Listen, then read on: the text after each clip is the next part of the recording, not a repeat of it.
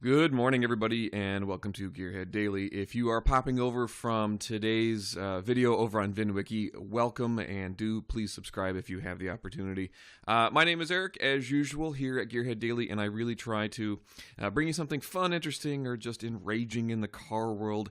And today, I love I love how they're trying to spin this. No matter what they try, they're trying to take a fairly ugly BMW rebodied BMW M4 that they're calling the Supra, and this is what I love.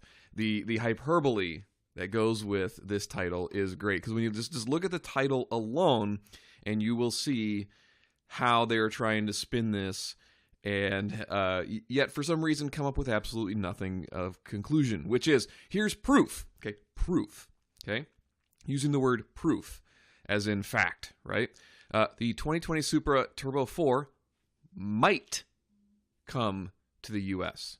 Okay, notice the word might. So I'm going to use the word proof with a kind of indefinite article, might, meaning maybe, I don't know. So proof that maybe something will happen. That means absolutely nothing. So in more proof for me that yet again, this is just a straight-up rebodied BMW, right? What engine?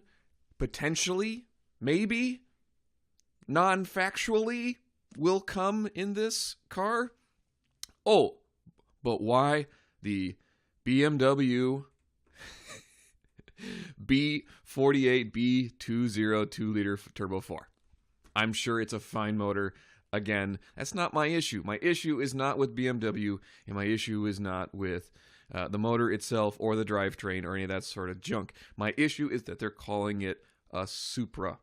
That's the issue. Don't call it Supra. Call it something else. I don't care, but don't pee on my foot and tell me it's raining. It is rebodied. And my comments are the comments are the greatest.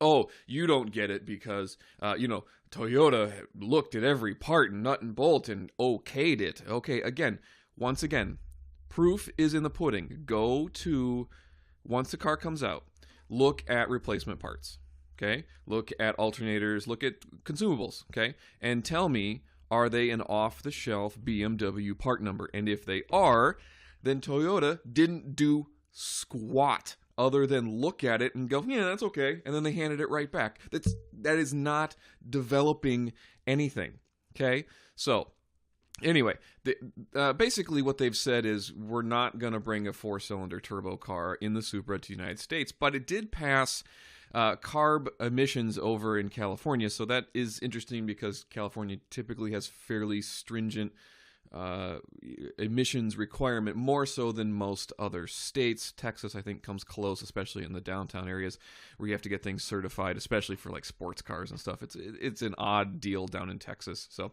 but California, in their what they call California Air Resources Board, is pretty strict on a lot of things. So they're claiming it'll 255 horsepower. Fine, whatever.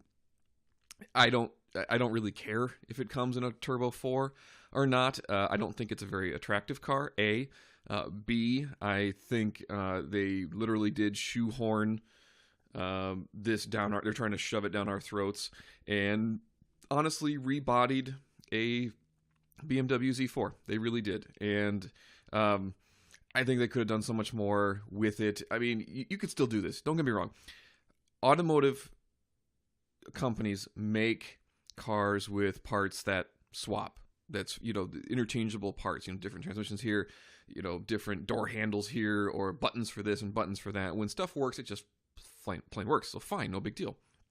But don't use the iconic name to then, try and sell cars because, you need to bring back the badge or something like that because you don't have a flagship sports car anymore.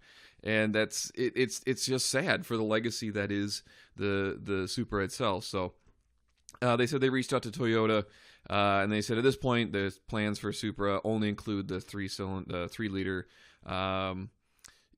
But them, is it proof? No, it's not proof that it might. I mean, just that language alone is silly. I have definite proof that maybe tomorrow I'm going to drive my car. Maybe. That's definite proof. I mean, it's just, the language is silly. I mean, that title is silly. Yeah, don't do that. They haven't ruled out the 4-cylinder Supra, which is fine. I mean, whatever. I mean, who cares at this point? It's $56,000 flipping dollars for this thing. And to be frank, it's not attractive. It's not super fast from what I can tell, and all the numbers are coming out of it. And they also said it's also got an automatic, so they're not ruling out a manual transmission, which means it's an automatic for now. It's not even going to be fun. This is not even going to be a fun car. But hey, prove me wrong. Send me one.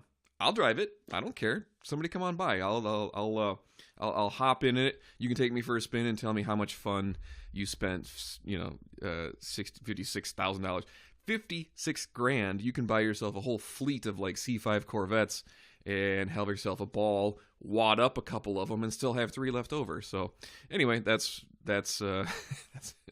I did like the comment. I have to show you this.